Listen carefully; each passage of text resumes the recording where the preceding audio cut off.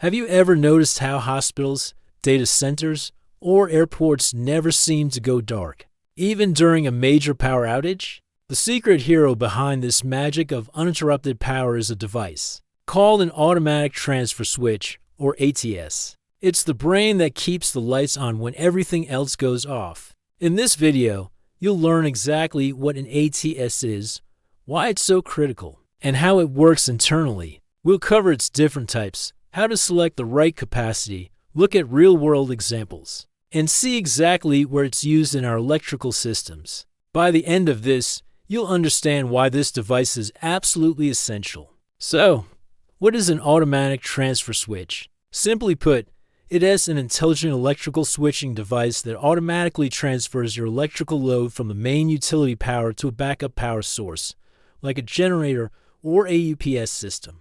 And just as importantly, it switches everything back to the main power once it's restored. The key point here is that it does all of this completely on its own, without any human intervention. Now, why is an ATS so necessary? Imagine this scenario. It's the middle of the night, and the power suddenly fails. Without an ATS, even if you have a generator, someone has to wake up, realize the power is out, go outside, start the generator, and then manually operate a changeover switch to restore power. This delay can be disastrous. It could lead to equipment damage, critical data loss, or in a hospital setting, it could even put lives at risk. But with an ATS, the story is completely different. The moment the power fails, the ATS detects it in milliseconds. It automatically sends a signal to start the generator and then seamlessly transfers the load. The result is zero or minimal interruption. This is why an ATS is absolutely required wherever continuous power is not just a luxury, but a critical necessity. Let's look at a real-time example to make this crystal clear. Picture a hospital, right in the middle of a complex surgery. Suddenly, the main power from the grid fails. The lights in the operating room would go out, and life support machines would stop. But if the hospital has an ATS, it immediately detects the voltage drop. It sends a start signal to the backup generator, waits a few seconds for the generator to stabilize and reach the correct voltage and frequency, and then safely transfers the entire hospital's electrical load to the generator. When the main power returns, the ATS senses it, waits to ensure it's stable, and then switches everything back. Without an ATS in this situation, lives would undoubtedly be at risk. So, how does it actually perform this function? The ATS carries out 5 major steps.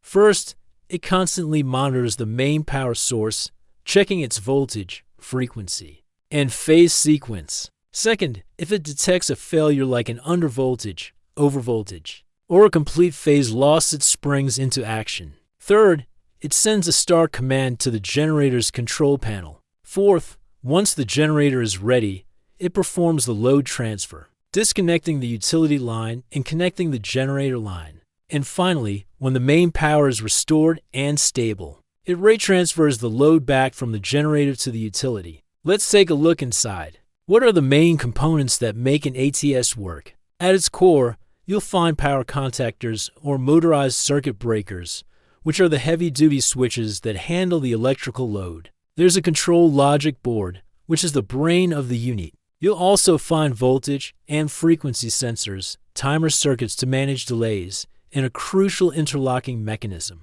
This interlock is a safety feature that physically prevents both the main power and the backup power from being connected at the same time, which would cause a catastrophic short circuit. Most units also include a manual override switch for maintenance or emergencies. Now, not all ATS units are the same. There are several important types.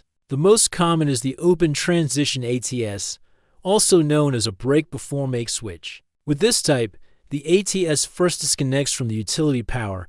There's a very brief interruption, and then it connects to the generator. This is the standard for most homes and commercial buildings. For more critical applications, there's the closed transition ATS, or make-before-break. This type allows a momentary overlap where both power sources are connected in parallel for less than 100 milliseconds. This requires the sources to be synchronized, but it guarantees a completely seamless transfer with zero interruption. This is essential for places like data centers or sensitive industrial processes, where even a split-second power loss is unacceptable. Other types include the soft load transfer ATS, which gradually ramps the load onto the generator to reduce stress. And of course, the basic manual transfer switch, which requires a person to operate it and isn't automatic at all. An ATS can also be categorized based on the power sources it manages. The most common setup is switching between the utility grid and a generator.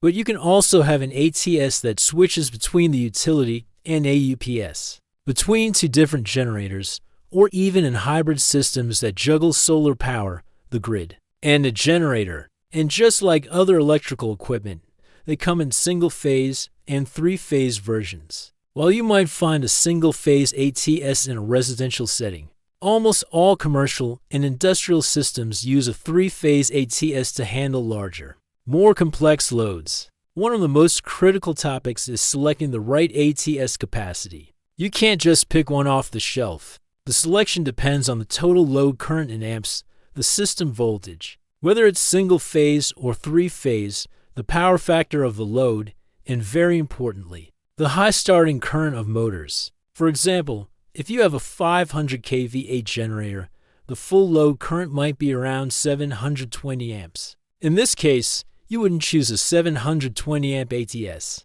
You should always select an ATS that is rated at least 25 to 30% higher than your maximum expected load. So an 800 amp or 1000 amp ATS would be a much safer choice. Never size an ATS exactly to your load. Always leave a healthy safety margin. When you're looking at the specifications or rating parameters of an ATS, there are several key things to check. You need to confirm the voltage rating, like for 115 volts or for 180 volts, the continuous current rating in amps, and its short circuit withstand rating in kiloohms, which tells you how much fault current it can safely handle. You also need to check the transfer time, the control voltage, and ensure it complies with industry standards like IEC, UL, or IEEE. So, where do we see these devices in the real world? The list is long. They are in hospitals, commercial buildings, factories, banks, telecom towers, and data centers. You'll even find them in large villas with backup generators, and as part of the auxiliary systems in massive power plants. Essentially, any place that cannot afford to lose power relies on an ATS. It's also useful to compare an ATS with a simple manual changeover switch. An ATS is fully automatic, while a changeover is manual. An ATS is incredibly fast, while a manual switch is slow. An ATS offers a high degree of safety due to its interlocks and automated logic, while a manual switch carries a higher risk of human error. The trade-off, of course, is that an ATS has a higher cost. The advantages of using an ATS are clear.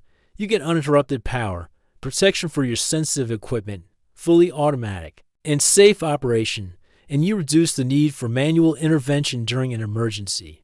The main disadvantages are its higher initial cost, the complexity of its control circuits, and the fact that it requires periodic testing and maintenance to ensure it's always ready to perform. And that brings us to maintenance. To keep an ATS reliable, it should be tested regularly. This typically involves a monthly auto transfer test to simulate a power failure and check the voltage sensing. On a yearly basis, a more thorough inspection should be done, including checking the power contacts for wear, verifying the control wiring, and testing the safety interlock mechanism. In conclusion, an automatic transfer switch is not just another switch, it is the intelligent brain of any modern backup power system. Without an ATS, a backup generator is almost useless in a real emergency. With an ATS, your power system becomes intelligent, fast, and most importantly, safe. If you're an electrical engineer, a technician, or a power system designer, understanding the ATS is not just helpful, it's mandatory for building reliable systems. If you found this explanation useful, please give this video a like and subscribe to our channel. How to do it at How to Do 5 for more cool and interesting content. Thanks for watching.